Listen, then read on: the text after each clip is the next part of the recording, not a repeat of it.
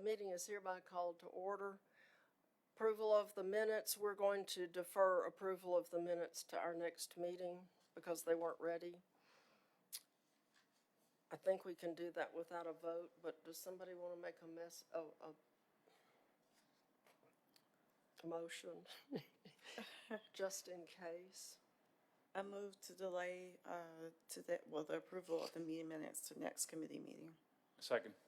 Good, thank you. All in favor say aye. Aye. Aye. I think we were okay, but better safe than sorry. Okay, we have one zoning case, and then we have the applications for board vacancies. And so the first thing we'll hear is the zoning case, CAC 2024-00005. Is that enough Okay. zeros? Yeah, that sounds about right. Tim Gambrell, serve as chief planner for the city. I guess based on our last meeting, we ended up with 3 questions. And the one, the first one, I guess, is on page 11, where we're talking about monument signs and, whether we can include some more detail about, which uses they are allowed in. And I think, we mentioned last time that we felt that that was a difficulty because of, past Supreme Court cases. And so we feel like, the where prohibited, solves that problem. And that's kind of, I think, on advice of council as well, that's where we probably need to stay. Okay, well, that's fine. I mean, Yeah, so it does say where it's prohibited. yeah. And I think that covers us. Then the second question, dealt with this glare issue from, a potential digital monument sign that might be in a single-family district. And so if you would turn to page 17, item 4 that's listed on the bottom of the page under the illumination requirements, talks about, what, we would expect and require of that type of sign. So when it's within 10 feet of a property line of a residential district, then, the sign must be aimed away from the property line, the residential use or zoning district, or the public right-of-way. And there's a certain classification of a type of fixture, and then it has to be shielded on the side closest to the property line. So that's the way the ordinance deals with glare from digital signs adjacent to residential at this time. That's really nothing new. It's something that was in the ordinance currently.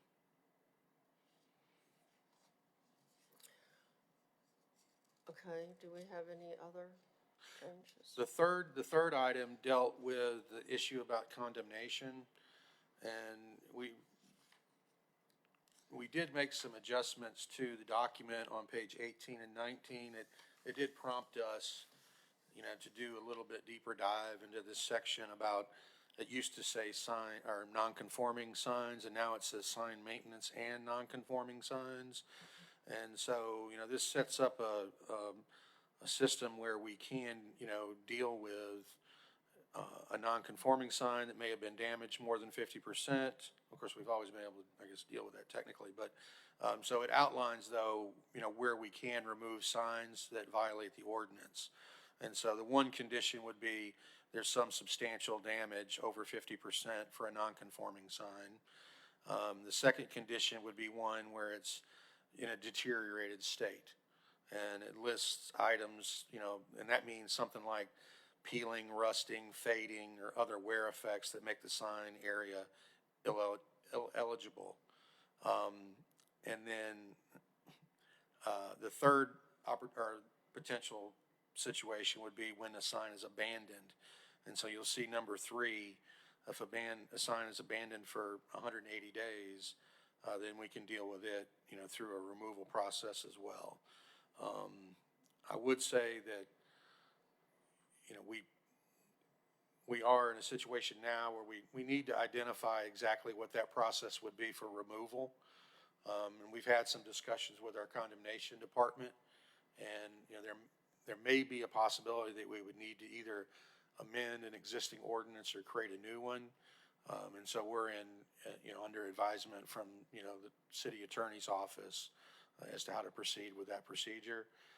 But we do believe we could use our condemnation process potentially, but we may decide to go another route.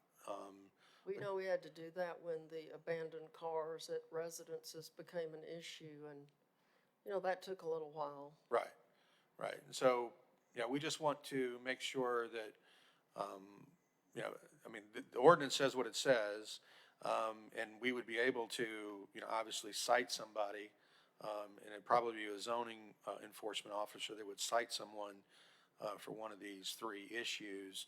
But then the process, if they didn't rectify the process, if the owner didn't rectify the issue, then we need to finalize a process for condemnation. And so we'll have to take care of that over the next period of time. Okay, I have a question about this, number 3 on page 18. A sign is considered abandoned if any sign or the property on which it's located has ceased. Ceased operations, shouldn't we Yeah. put operations? Sure, in we can do that. And then becomes vacant or has been unoccupied for a period of 100. It's just verbiage, but since we've held this up so long making changes, it would be good if it was just near perfection. Yeah, we can do those, for sure. Yeah, so it would be, has ceased operations, becomes vacant, or has been unoccupied for a period of 180 days. Blah, blah, blah, blah. Any questions from any members of the committee? Any new changes you'd like to make?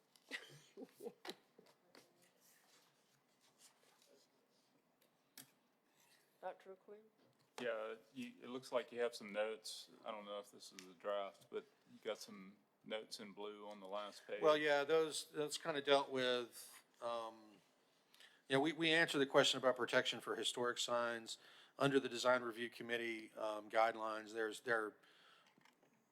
nothing there, that would protect the historic sign. I think we talked about that last time. And then the last question is the one about condemnation and how could the city condemn and remove sign for an unresponsible owner? And that's sort of the answer I gave there, that we're gonna, we have a procedure to identify where we have issues, but we need to finalize the procedure for how we actually remove one if somebody doesn't respond to us. And so we'll be working on that part. The info kiosk, I think that's something that, if that's something that comes forward, I believe it's something we could do, but if it comes forward, that's something we probably have to amend ordinances for as well. And those would probably only be in places with entertainment or. I think the counselor mentioned before, City Walk would be a good location, or some prominent location where people gather. I think that's something we wanted to pursue. I believe we would have to amend ordinances to do that. Right, I think the main concern is if it's on public property of, Correct. right away or whatever, That's right. yeah. Anything else?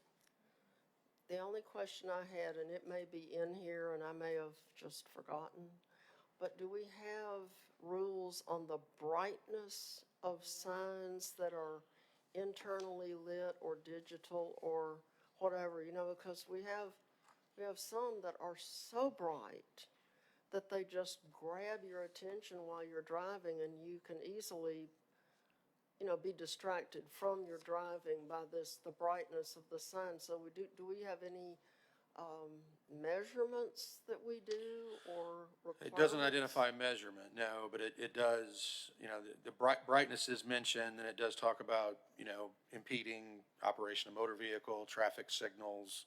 But how will we know? If we have no measurements, Well, it wouldn't be foot candles because that would be light landing on a surface. yeah, I but think they for- use lumens or something as a term. It just seems we should have something that we can measure, because if we say it's too bright and they say it's not bright enough, who wins? Well, I think we do, but, yeah, But it how does, do- it does come up on occasion where a sign may interfere with a traffic signal, that sort of thing, and, but there are regulations in here that say It's that we like can that control sign at that. 22nd and Magnolia Right. Avenue, that one will just grab your attention as you've got that dangerous curve there. I guess Right. if somebody would drive through their building, maybe they would unbrighten it up a little bit, but that one comes to mind because seems incredibly bright to me. But I have to drive past it a lot. So, well, I'm fine with this moving ahead, but I would appreciate it if we could investigate what kind of measurements there are for either billboards or other kinds of signs that are internally lit, and especially the digital ones, because I think they can dial it up and dial it Oh, down. they certainly can, yeah. And sometimes I get the feeling they dial them up and wait for anybody to notice. Tell them to, turn it down. Yeah, I did look on the internet, about some light measuring devices and, how to measure light and things like that, and, I guess if it becomes an issue, we could do that. Yeah. But I think typically it's, typically it's Birmingham Department of Transportation, that we rely on. Well, okay. That answered that. Yeah. I could see how that could get technical really quickly because, in an environment where you've got multiple light sources, that's gonna require a different piece of equipment to measure, only what's coming from the sign. So, Yeah, Well, but if Yeah. it's on a big wall or it's at night, you have night versus day, and you have these electronic billboards now where they don't even need people anymore. They just program it from elsewhere. But I'm sure that there are some other cities that do a good job of enforcement that probably have ways of measuring, and maybe we could just find out what they do, and then we could copy them. yeah, we can take a look. Good. So, committee? I move for approval. I'll second. Okay. All in favor say aye. Aye. Okay, so this has been approved to go to the full council. And now we are to item 4, which is our applications for board vacancies. And y'all, we had 2 people for the planning commission, but, due to extenuating circumstances, now we have 1 for the planning commission and 1 for the zoning board of adjustment. And I'm assuming that y'all have looked at the resumes. Yes. My recommendation would be that we approve them so we can get these people into seats. Gotcha, okay. Yes, I agree. These are both excellent candidates. I actually, interviewed Miss Lee for another potential appointment, so familiar with her, and I have spoken with Mr. King as well, so, I make a motion that are we going to recommend these to the full council for Yes, appointment? We'll recommend them to the full council for appointment, 1 for each committee. And then I will announce on Tuesday that we have an opening on the planning commission. So we know we have 1 person that missed the deadline, like way. So if we make another announcement, we can maybe bring some more people in and maybe just have 1. Okay, yeah. So make a motion to that effect. Second. Okay, all in favor say aye. Aye. Aye. So, that's that. So now we are to one of my favorite items, number 5. Any old new business? I don't know of any, but I don't know, while we're all here, is there any update on the Civil Rights District form-based code or whatever Well, you yeah, the guys are Civil doing? Rights, Civil Rights National Monument Overlay District, basically, from what I understand from the Georgia State representative who is developing the application for UNESCO, World Heritage designation, I think our application was leapfrogged by another, I think it was the Okefenokee Swamp for some reason. There's some mining interest there that's challenging that thing, and so they wanted to do that one first. And so we basically got pushed back a year. So the application that they would submit would be submitted, I think it's the end of September of 2025. Okay, So we'll have some time to work through that a little bit more. okay. As long as there's no car wash application. And in the public input meetings that are coming up for rezoning, so I apologize for being a little confused. So how do those relate to the framework plans and how we were proceeding with rezoning in the context of framework plans? Now it seems like we've divided the city into quadrants. No, so yeah, what's happening, I mean, we've rezoned 12 of the 23 communities in the city at this time. Okay, And so we've got 11 communities left. Those 11 communities are comprised of those 4 framework plans. So north side, south side was one framework plan. Eastern area, is Woodlawn, East Lake, Airport Hills, and East Birmingham. Southern area, Crestline, Crestwood, Eastwood, and then Pratt and Inslee is the remaining one. So, yeah, so there's 4 framework plan areas that have been adopted, but their zonings haven't been completed. And so we're moving into that rezoning phase for all 11 of those communities, but they're grouped by their framework area. So we're meeting, for the entire framework area, like okay. the meeting tomorrow night will be for all those communities in the eastern area framework plan. Right. It just happens that they're north, south, east, and west. I gotcha. Yeah, okay, I didn't think about that. yeah. Got it. Well, as soon as the framework plans are completed, it will be time to review the first ones that were done, won't it? Well, maybe. Yeah, that's I mean, it has been, 11 years since we adopted the comp plan, I think, I'm sure cities have different strategies about when they update those things. If you're, really fast moving, a lot of activity going on, maybe it's every 5 years. But yeah, I think that's something to talk about, do we need to look at an update? Well, and we should be super sensitive about it since we kept our comp plan for 50 years. Yeah, And previously. never did anything. I think we had one update. I found a book at home that was some kind of update when Bill Gilchrist was here. Yeah, I think you're talking about the pizza box, yeah. Yeah, the box. So, Yeah. so we should be super sensitive and really timely now that we've learned that being untimely is not a good idea. Yeah. But we've got a lot of those coming up. Right. Here's another thought I wanted to ask about. So we've talked about potentially getting the city council to endorse the city center master plan.